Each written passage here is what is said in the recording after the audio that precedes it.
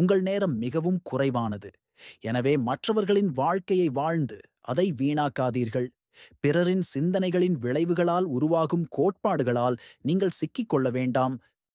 மற்றவர்களின் கருத்துக்களின் சத்தம் உங்கள் உள்குரலை மூழ்கடிக்க அனுமதிக்காதீர்கள். நீங்கள் எதை விரும்புகிறீர்கள் என்பதை கண்டறிய வேண்டும். இது வேலைக்கும் உறவுகளுக்கும் பொருந்தும். உங்கள் வேலை உங்கள் வாழ்க்கையின் பெரும் பகுதியை நிரப்பப் போகிறது.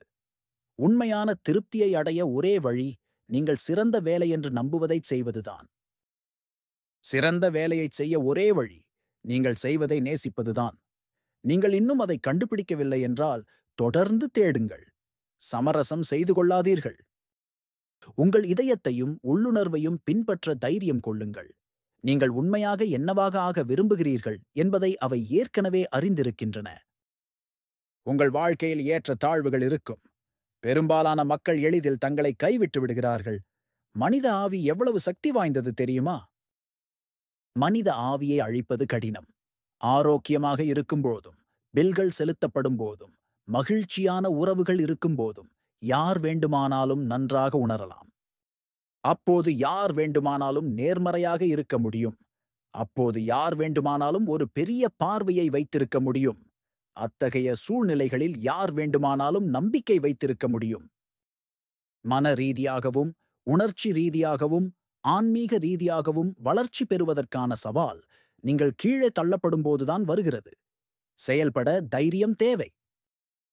தோல்வியடைந்த பிறகு பசியுடன் இருப்பது ஒரு பகுதி. மீண்டும் தொடங்க தைரியம் தேவை. உங்கள் உணர்ச்சிகள் உங்களை கட்டுப்படுத்த அனுமதிக்காதீர்கள்.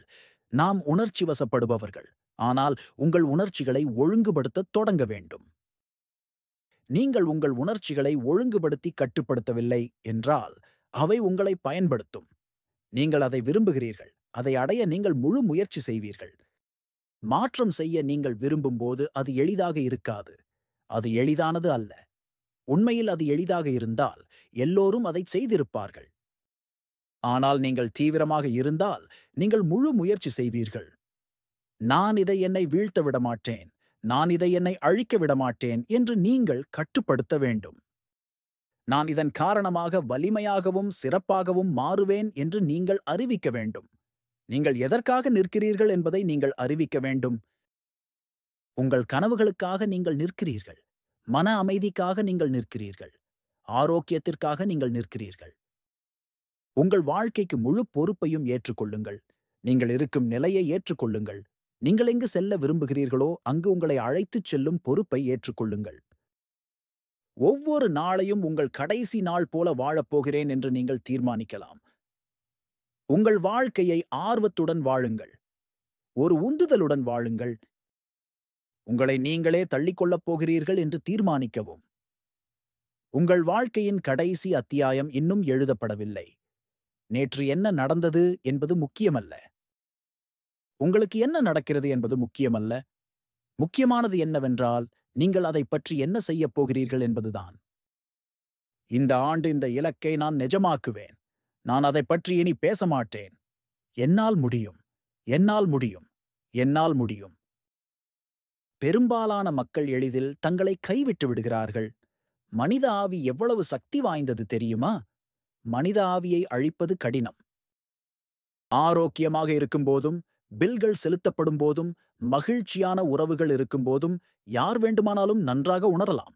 அப்பொழுது யார் வேண்டுமானாலும் நேர்மறையாக இருக்க முடியும். அப்பொழுது யார் வேண்டுமானாலும் ஒரு பெரிய பார்வையை வைத்திருக்க முடியும்.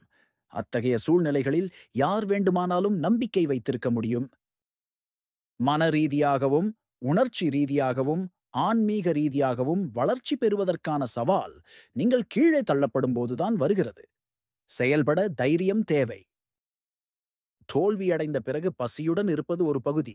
மீண்டும் தொடங்க தைரியம் தேவை. பயம் கனவுகளை கொல்கிறது. பயம் நம்பிக்கையை கொல்கிறது. பயம் மக்களை மருத்துவமனையில் சேர்க்கிறது. பயம் உங்களை ஆதரிக்கலாம், உங்களால் செய்ய முடியும் என்று உங்களுக்கு தெரிந்த ஒன்றைச் செய்வதிலிருந்து உங்களை தடுக்கலாம். ஆனால் அது உங்களை முடக்கிவிடும். உங்கள் உணர்வுகளின் முடிவில் ஒன்றுமில்லை. ஆனால் ஒவ்வொரு கொள்கையின் முடிவிலும் ஒரு வாக்குறுதி உள்ளது.